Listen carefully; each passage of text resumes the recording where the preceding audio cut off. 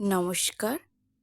আজ একটি সৌমিত্র চট্টোপাধ্যায়ের লেখা কবিতা পাঠ করে শোনাব। কবিতাটির মধ্যে যদি কোনো ভুল হয়ে থাকে তাহলে আমাকে ক্ষমা করে দিও। আর যদি কবিতাটি ভালো লেগে থাকে তাহলে সাবস্ক্রাইব করবেন এবং চ্যানেলে লাইক করে কমেন্ট করে দিয়ে যাবেন।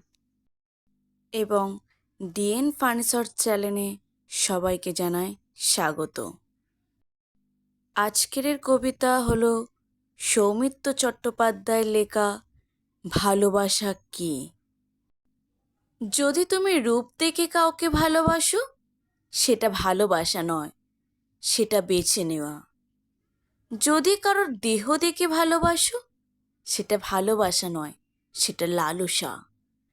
যদি কারোর টাকা দেখে ভালোবাসো সেটা ভালোবাসা নয়, সেটা লোভ। তাহলে ভালোবাসা কাকে বলে?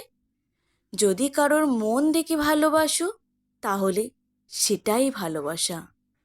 যদি তুমি এক নজর তাকে দেখার জন্য ছটফট করতে থাকো তাহলে সেটাই ভালোবাসা। নমস্কার।